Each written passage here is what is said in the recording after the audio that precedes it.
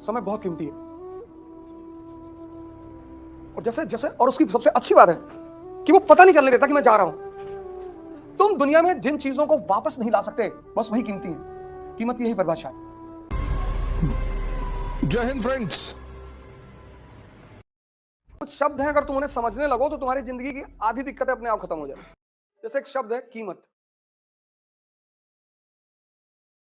कभी कभी तुम्हें पता ही नहीं होता कि तुम किस चीज की कितनी कीमत है। ये शब्द बड़ा प्यारा है, कीमत। एक शब्द है इंटरेस्ट। ये सब शब्द बहुत प्यारे हैं। और अगर तुम्हें ये सब शब्द समझ में आने लगे, तुम्हारी जिंदगी की मेजर प्रॉब्लम खत्म हो जाए।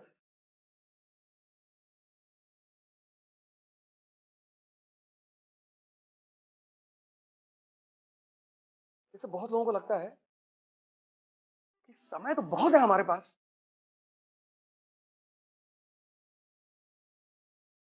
हमारी उम्र कितनी? तो 22 साल बीत गया, पता चला अगला 22 भी बीत जाएगा। समय, अपना समय किसी को मत दो। मैंने गलतियां की, मैंने कहता हूं मैंने नहीं की, मुझे पता नहीं था। तुम कहते हो ना ध्यान से क्या पता चलता है, यही सब चीजें पता चलती हैं। अपना समय किसी को मत दो। अकेले बैठे रहो, जीवनी पढ़ो, जीवनी पढ़ो, घूमो, यहां से आगरा चले जाओ पैदल, तो कुछ तो फायदा होगा ना तुम्हारा, कुछ तो होगा। शरीर ही मजबूत होती चली जाएगी। समय बहुत कीमती है। और जैसे जैसे और उसकी सबसे अच्छी बात है कि वो पता नहीं चलने देता कि मैं जा रहा हूं। तुम दुनिया में जिन चीजों को वापस नहीं ला सकते बस वही कीमती है। कीमत की यही परिभाषा है। जैसे सांसें चली गई फिर नहीं ला सकते। सारा प्राणायाम का खेल सांसों पे तो टिका हुआ है। सारा ध्यान का खेल सांसों पे टिका हुआ है। सारा ध्यान, सांस और मन, इतना गहरा संबंध है दोनों का। अगर तुम इसको रोक लो ये रुक जाएगा।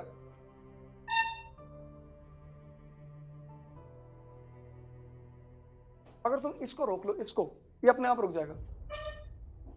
और जब यहां भाव बदलते हैं तो ये भी बदलता है। गुस्से में सांसें बहुत तेज चलती हैं। इनका इतना गहरा संबंध है, इतना। सारा ध्यान का खेल इस पर टिका हुआ है। अब मन पता नहीं कहां है, ये पता ही नहीं कहां है, इसका पता ही नहीं। विचार कहीं यहां से निकलते हैं लेकिन कहां है वो नहीं पता। कहां से आ रहे हैं और क्या आ रहे हैं ये दोनों चीजें नहीं पता। इस पर तुम होमवर्क कर ही नहीं सकते। फिर लोग आते हैं ना, मन को कैसे कंट्रोल करें, कहां है, नहीं ये तो नहीं पता कहां है। इस पर तुम काम कर ही नहीं सकते। तो बचा क्या? ये। अगर तुम इस पे काम करना शुरू कर दो तो ये तुम्हारे कंट्रोल में आना शुरू हो जाएगा।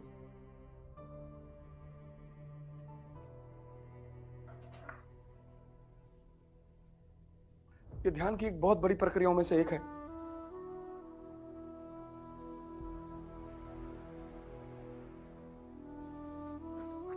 सारे धर्मों के लोग सर झुकाते हैं, सारे धर्मों के। तुमने कभी सोचा क्यों? क्योंकि जिसका दिमाग जिंदा है ना, उसके लिए दुनिया कुछ है ही नहीं।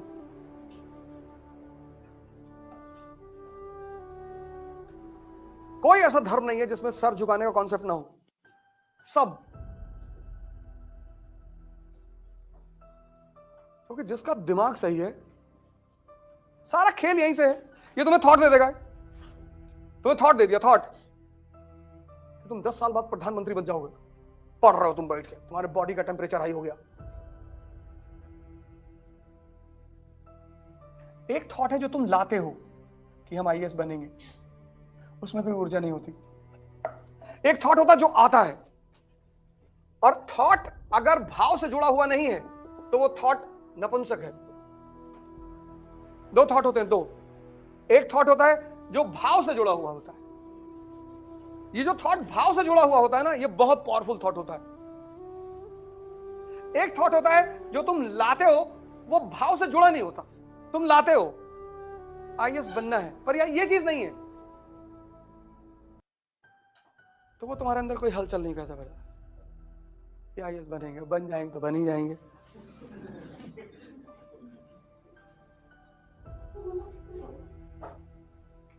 ये बहुत कीमती है। इसलिए तो भजन है, भाव के भूखे हैं भगवान। इसलिए तो कहा जाता है कि विचारों से तुम दुनिया बदल सकते हो, तुम क्रांति कर सकते हो। ये पावरफुल है, ये बहुत पावरफुल है। एक विचार तुम्हारे पास आया कि मेरा सिलेक्शन नहीं हुआ, पापा घर से भगा दिए, हम भीख मांग रहे हैं, और तुम कुछ नहीं कर रहे हो, कुर्सी बैठे हो खाली, और नचा रहा है तुमको। ये कुछ नहीं हो रहा, तुम सिर्फ कुर्सी बैठे हो और तुमको नचा रहा है ये, और 4 घंटे से तुम्हें कुर्सी में बैठा के रखा हुआ है। कानपुर वाली बुआ फोन करके गाली दे रही है, पापा ऐसा कह रहे वैसा। 4 घंटे तुम बस बैठे हो सिर्फ।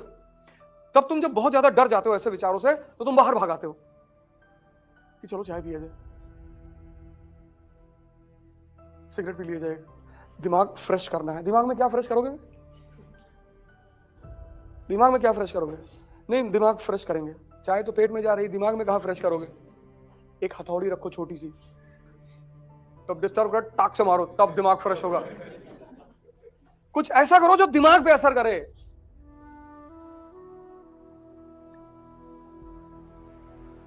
सिगरेट पीने आते हो, वो तुम्हारे फेफड़े को चेंज करता है, दिमाग पे कहां असर हो रहा है?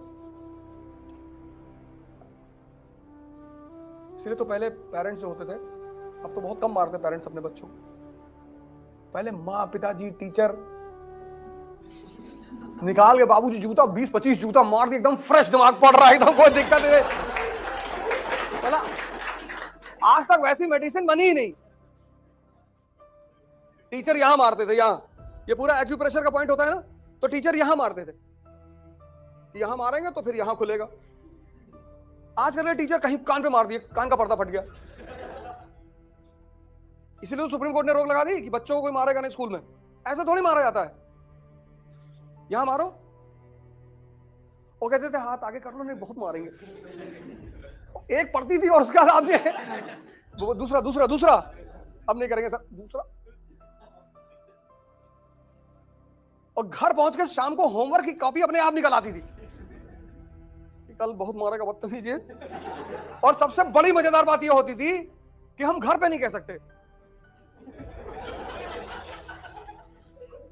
अगर हम घर, जैसे आज के बच्चे घर पे कह देते तो माँ बाप तुरंत स्कूल पहुंच जाते हैं। हमारे यहाँ केस उल्टा था, अगर हम घर पे कह दिए तो और मारे गए।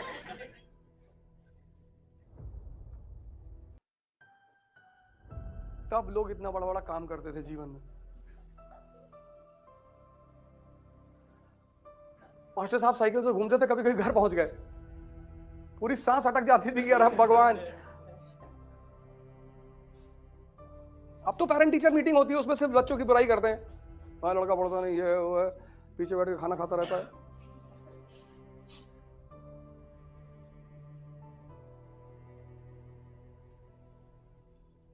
माँ वहां कैसे मारती थी, 2-2 घंटा पीट दिया, कहीं कोई इंजर्ड ही नहीं होता था, ना कोई टूटा ना फूटा। पता नहीं क्या टेक्निक थी मारने की, मतलब एकदम तकनीकी ढंग से मारती थी, पैराबोला बनाते हुए कि इतने पे ही मार रहे हैं फेंक के कि बस फला एरिया में लगे और कहीं ना लगे। गजब की प्रैक्टिस थी।